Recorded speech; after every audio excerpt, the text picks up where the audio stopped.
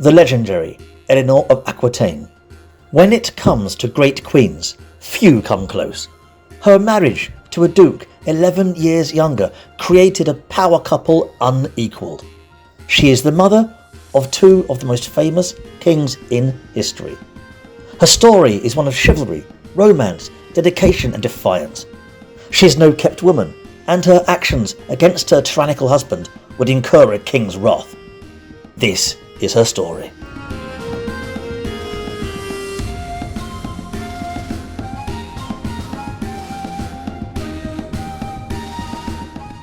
Oh, is it worth watching the playlist?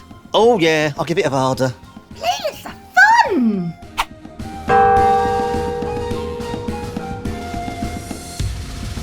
The year 1154 was a time of peace.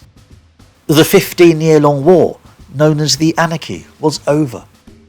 And at the Christmas just gone, in front of 14 bishops and 11 earls, the English equivalent of counts, the Treaty of Wallingford had been signed proper between the King of England and Eleanor's new husband, Henry of Anjou, also known as Henry. King Stephen was deeply grieving the recent loss of his son Eustace, who had tried to continue the war before dying of a sudden illness, probably food poisoning.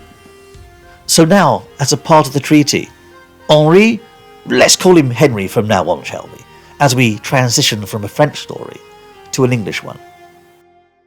Henry had been made the heir apparent to the throne of England. More, he is officially adopted as the son of King Stephen. This treaty is monumental. And, in London, King Stephen and Henry, Duke of Normandy, enjoy the Christmas festivities. So as the sun rose on the year 1154, peace swept across the realm. By spring, Duke Henry had crossed back over to Normandy, to the capital at Rouen.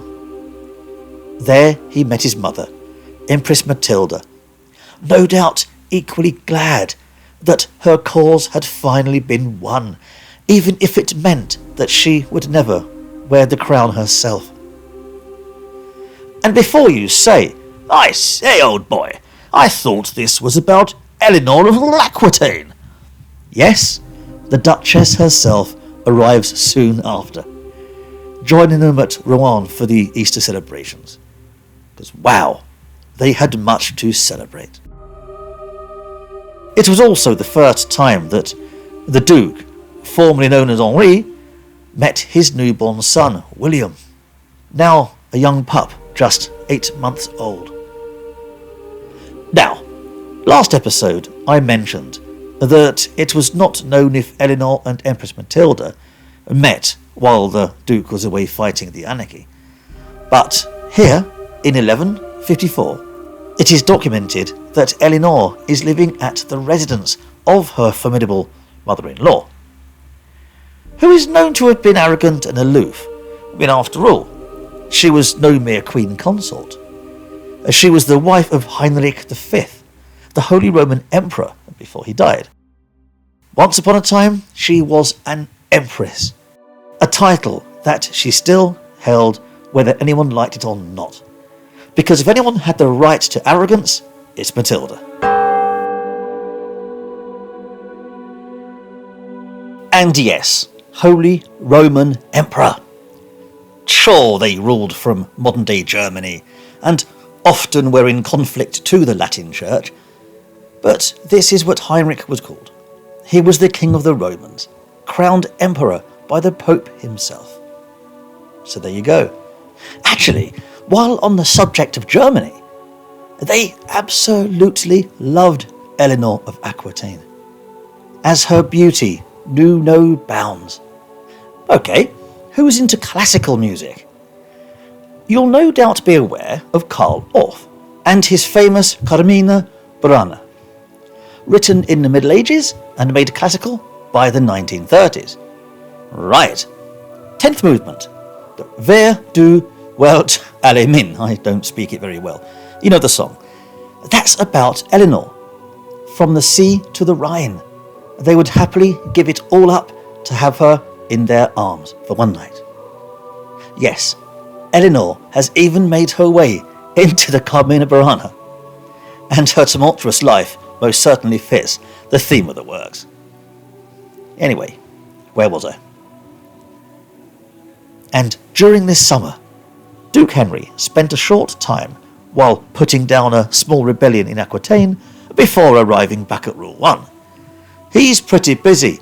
Oh, I should say so. He's been very busy, as Eleanor is pregnant again by June.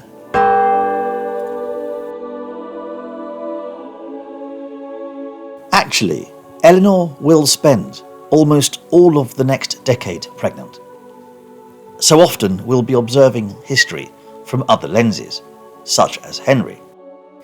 And back in France, her ex-husband, King Louis of France, has also remarried to Constance of Castile.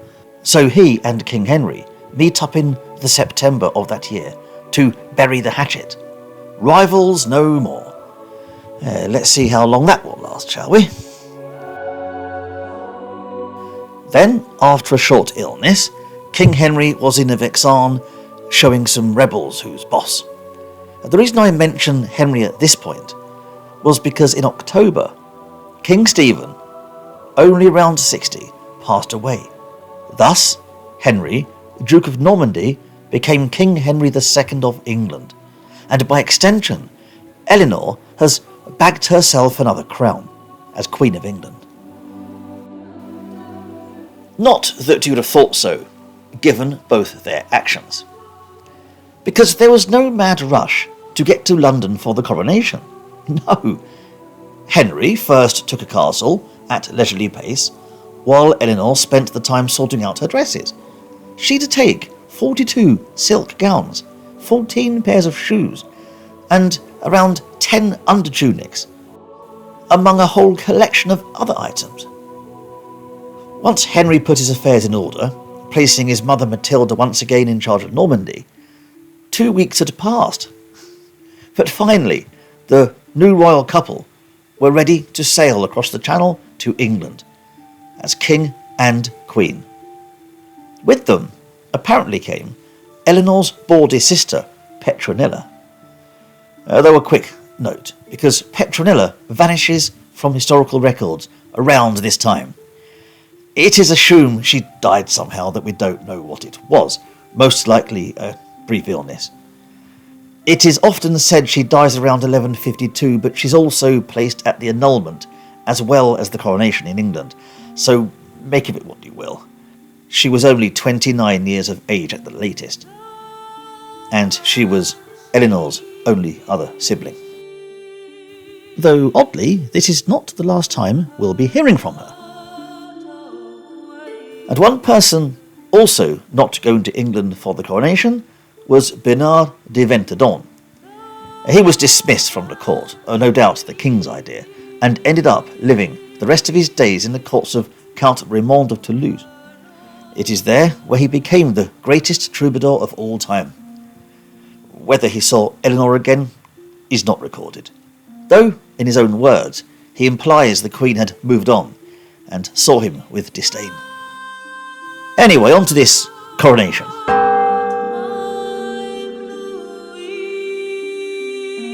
But not too fast, as storms delayed their journey even more.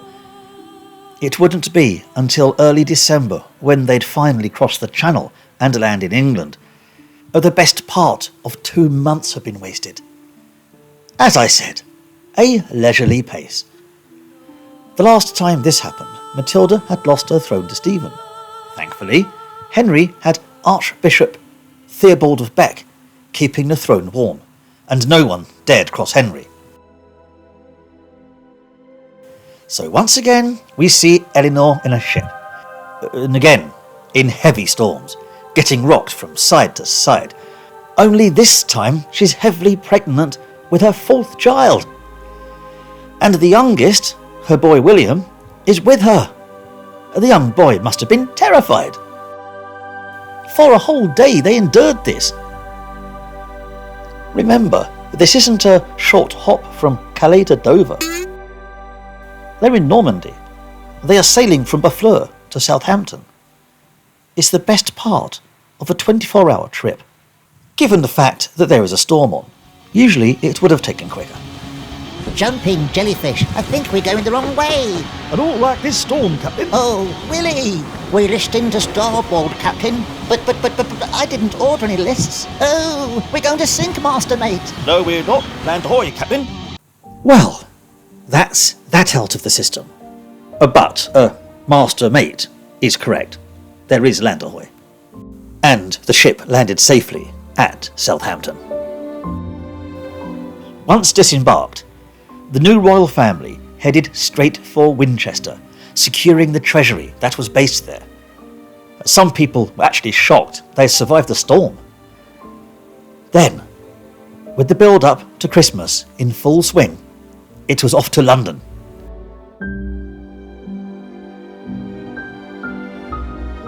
Now, Stephen's mob had made a right shambles out of the palace at Westminster. They had vandalised it during the anarchy. It was in total disarray, so the new king and queen had to lodge in Bermondsey, just south of the river opposite the Tower of London. An old Saxon affair, but it sufficed for now. The coronation itself happened on the 19th of December at Westminster Abbey, overseen by the Archbishop of Canterbury, Theobald of Bec, that nice fellow who was keeping the throne warm. Now Theobald, he's been Archbishop for the entirety of the anarchy, and he's Norman born and bred, having grown up on the continent. He also helped out Abbot Suger in Paris some years ago, so he and Eleanor have already met while she was a Queen of France. Another important figure, most likely present at the coronation, was the famous clergyman Thomas Becket, as right now he's pretty much Theobald's protege. He's already Archdeacon of Canterbury, and by January next year, on the advice of Theobald, Thomas Becket is made Lord Chancellor. So he pretty much had to have been at the coronation. If Henry was ever disappointed at such a low-key marriage, he'd be over the moon with the opulence of this lavish event. They had pulled out every stop, all the bells and whistles. It would be heard all across the kingdoms known. Once anointed with oils and dressed in silks, the king was crowned with the very crown worn by none other than William the Conqueror. And you're probably noticing by now a pattern in this episode. Henry's hogging it, because all eyes are on him. He's now the King of England, and I can't find any sources that tell me what crown, tiara or circlet was worn by Eleanor. Did she have her own crown? Did she wear the crown worn by Matilda of Flanders? I simply do not know. But crowned she was here at Westminster. And after this, they paraded down the Strand, and no doubt heading towards the massive feast that awaited them.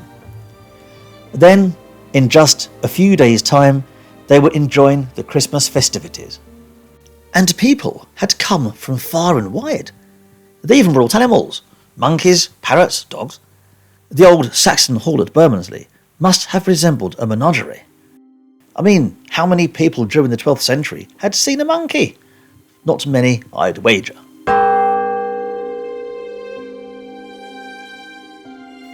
A new year would start with a new king and queen. We're now in the Plantagenet era, a dynasty that would reign right up until the late 15th century, begun by Henry and Eleanor. And this reign began immediately at Westminster, and Henry got to work fixing the mess that occurred during Stephen's reign. His government, the Curia Regis, were put to task, carrying out the new king's word. During the war, for instance, over 1,000 new castles had been built, and Henry had them destroyed. There was much work to be done, including replacing trial by ordeal by trial by jury. Here at Bermondsey, King Henry most likely appointed Thomas Becket as Lord Chancellor around this time. He was the best man for the job. As I said earlier, he's the protege of Theobald of Bec, who's suggested him for the post. And the two men, Henry and Becket, got along really well. First at least. I'm not building up suspense, we know what happens later. But right now, in 1155, these two men are the best of friends. They were described as being like Joseph and Pharaoh. Oddly, we don't know Eleanor's opinion of Becket, nor his opinion of hers. And no sooner was January done, Henry was off, heading to York to smash a small rebellion that had broken out. Henry's court was pretty much a whirlwind of travel. Because he was not a king to remain brooding in his palace, he's constantly touring his domains in a never-ending cycle, travelling from one castle to the next. Hundreds of retainers, from soldiers, clerks, servants, to armourers and troubadours. He's just not travelling much with Eleanor. He's travelling more with Thomas Becket. Besides, as I said before, Eleanor will spend the heavy majority of the next decade pregnant, having one child after another. And there in Bermondsey, in 1155, she gives birth to her second son on the 28th of February, and she'll name this boy Henry, most likely after the father. Now she has two sons. And in April, the royal entourage travels to Wallingford, where the bishops recognised the older boy William, who was still a toddler. There, the nobility and the clergy would swear fealty to him. 1155 was a busy year, and it's only spring. Around the same time that Eleanor had suggested to the king that the Palace of Westminster be repaired. Stephen's damage was being undone, and the kingdom seemed to be stabilising. Things are looking well. By June, Eleanor had taken residence in Westminster Palace for a brief time, even though it's still undergoing repairs, before accompanying Henry on yet another tour, taking their sizable entourage with them, visiting various castles and cities.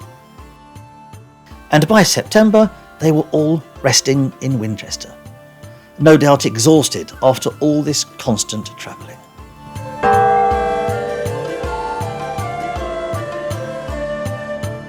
But all the while the king gains full authority over the realm of England, his eyes were still on Aquitaine.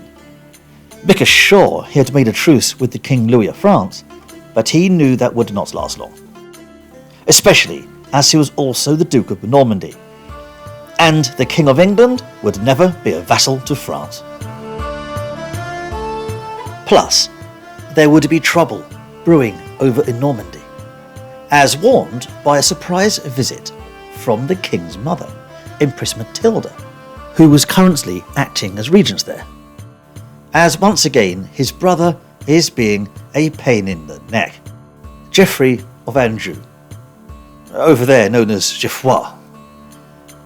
He's the one who tried to kidnap Eleanor just 3 years ago, and he's now laying claim to the lands of Anjou and Maine. Henry's lands. Matilda has come to warn that his brother is taking up arms in rebellion. So this means that Henry is in a dilemma, as Matilda hasn't just turned up on a random day. As of all days, the king is in a war council. You see, over in Ireland, chaos is erupting between the rival chieftains that ran the country, and you can see by this map what the English king holds and what still belongs to the native Irish. Anything west of the red is pretty much beyond the pale. And yes, this is where the term comes from, the Pale being the territory around Dublin.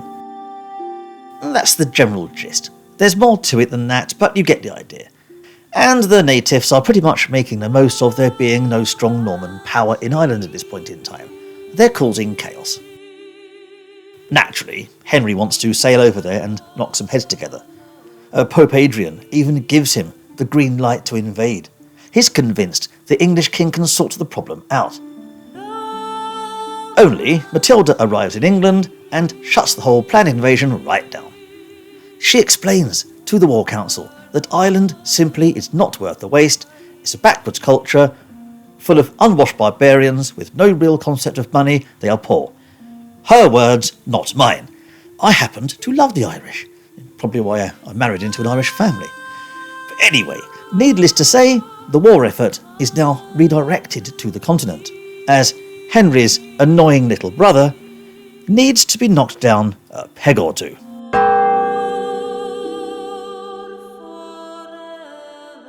Christmas would be spent at Winchester, as the king planned to sail over the Channel to meet his brother. While he was away, he'd place his chief justiciar, Richard de Lucy, as regent of the Kingdom of England, but not before getting Eleanor pregnant once more. Christ, he's busy. So, during this period, Eleanor's role at court is lessened somewhat, as she's hardly mentioned by the chroniclers of the time, not outside mention alongside the king. But it's not like she had no power whatsoever. This is Eleanor after all. She's still travelling around as usual, making her own decisions, putting her seal to charters. She's just not regent. Though I wouldn't put it past her to be bossing around Richard de Lucy. And her role being diminished isn't a malicious move, far from it. Eleanor and Henry were united in their administration. They ruled together. Politically, they were one entity. She's making no rogue moves to undermine the king. But, being king, naturally the chroniclers will follow Henry, not her. In their eyes, she's hardly worth a mention as far as they're concerned. However, we do know what Eleanor was doing. No, I don't mean that. I think that's pretty obvious. I mean, we know what she was doing. She's staying back in England with her two little boys, who are under the guardianship of Archbishop Theobald of Bec and his secretary, John of Salisbury. We also get another mention of her sister Petronilla. Right, because apparently Henry is sending funds not only to Eleanor's two boys, but her sister and her two boys. So was she still alive in 1156? Because that's the year we're in. You could argue that it was for the boys of Petronilla, not her herself. But there is also a copious amount of wine billed to the king in her name. So what to make of it? This is how things tend to be for the woman, as she slowly fades out from history like a ghost in the text. And her sister wouldn't be the only ghost in these halls, because in the spring of 1156, tragedy struck while Eleanor and her two boys were staying at Wallingford.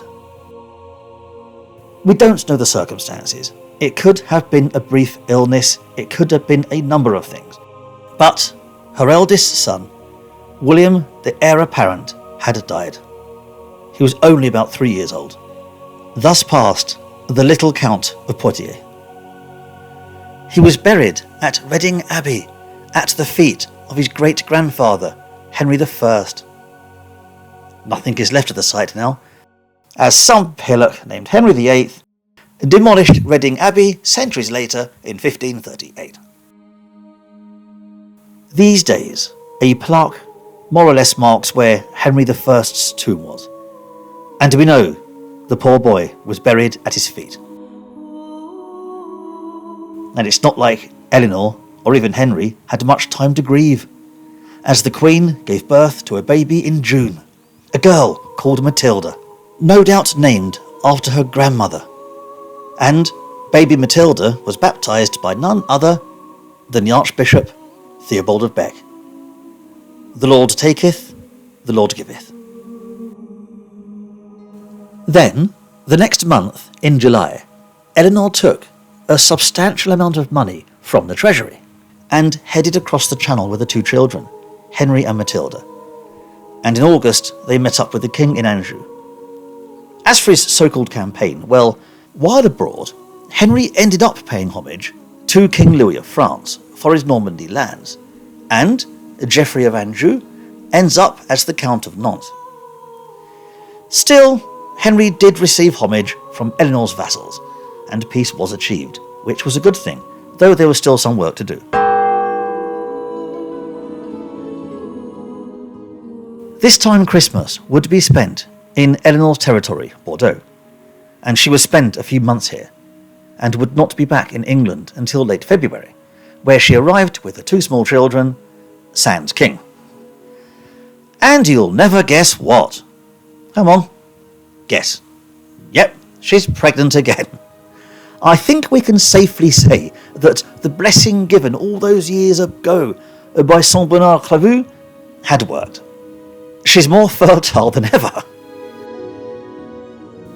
Alas, talking of the venerable saint, he had passed away several years ago in 1153. He was buried at his abbey in Clairvaux.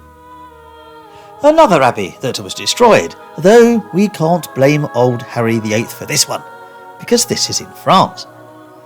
The revolutionaries were the rascals this time, but thankfully they spared his remains, and he was moved to Troyes Cathedral. He was venerated as a saint in 1174 during Eleanor's lifetime, and his feast day is on the 20th of August. There you go. Either way, the woman once considered barren was very fertile indeed. Or maybe the problem really was at Louis's end, as once again we see a pattern. He's into a 2-year marriage with Constance of Castile, and there are still no children. At this rate, the French crown would pass to one of Eleanor's daughters, who she's not seen in years, though the French rules of succession prohibit this. So once again, the French crown is in a pickle. Now, I'm not being biased here, it's just how the dice fell. But anyway, by April 1157, Henry is back again in England, and things are back to normal.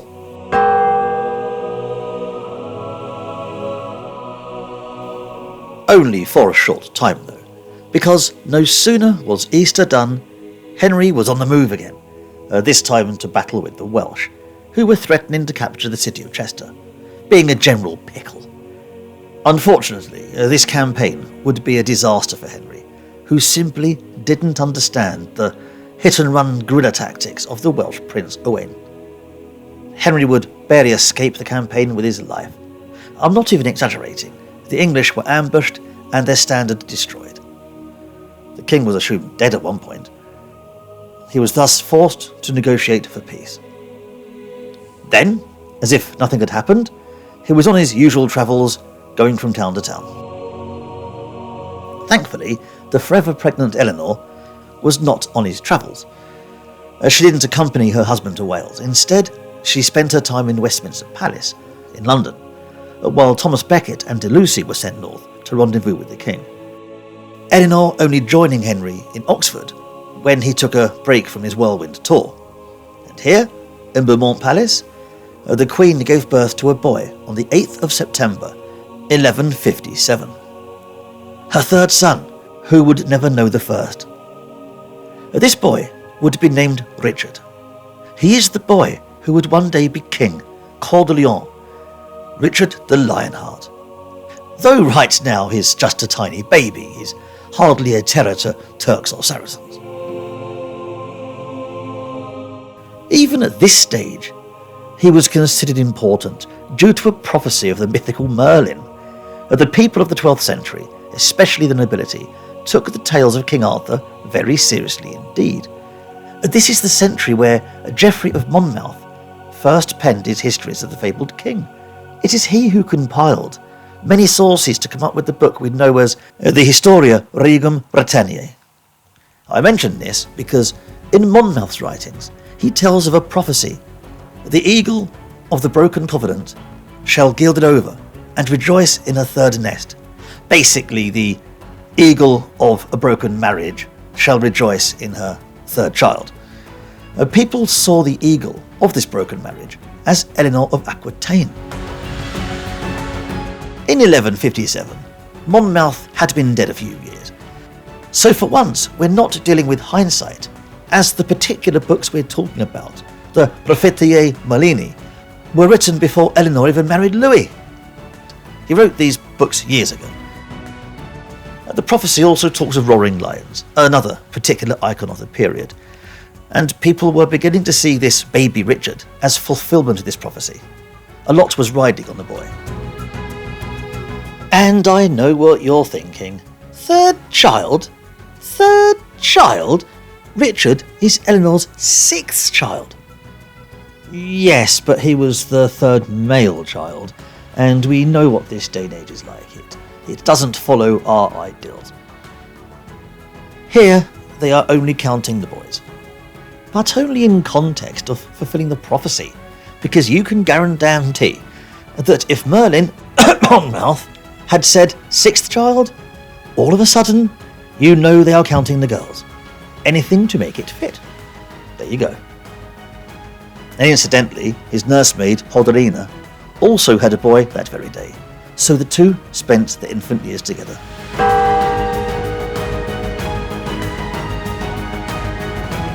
Once her churching time was done, that is, once Eleanor had recovered from her sixth pregnancy, she was fit enough to join Henry on another whirlwind tour, this time to the north of England.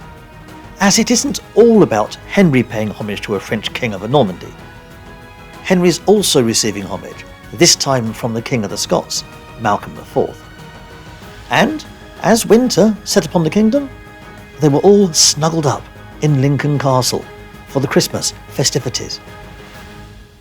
Then, no sooner had 1158 started, Henry headed back up to Yorkshire. Then he travels further, getting as far as Blyth, just north of Newcastle. By Easter, he's in Wiltshire. Sheesh, when people read of Henry's incessant travels, it is easy to brush it off. But we're talking a lot of travelling, thousands of miles. When together, the royal couple would wear their crowns on Christmas, Easter and Whitsun, the crowning ceremonies, a tradition started by the Conqueror back in the 11th century. But this year, 1158, the royal couple headed to Worcester Cathedral and apparently renounced their crowns, vowing never to wear them again. Obviously, they were still rulers. It was the object they objected to, the crown itself. And what the royal couple did, they did together. Did I mention that they were a power couple? Probably. Meanwhile, back in France, the French queen had borne a child. A daughter, unable to inherit. While Eleanor still had two strong boys, Henry and Richard. Together, her and King Henry are bringing in a new golden age for the kingdom. People are enjoying silks from parts east and the finest wines from the continent, as far as Gascony. A golden age. One made easier when Henry's rebellious brother died in the summer of 1158.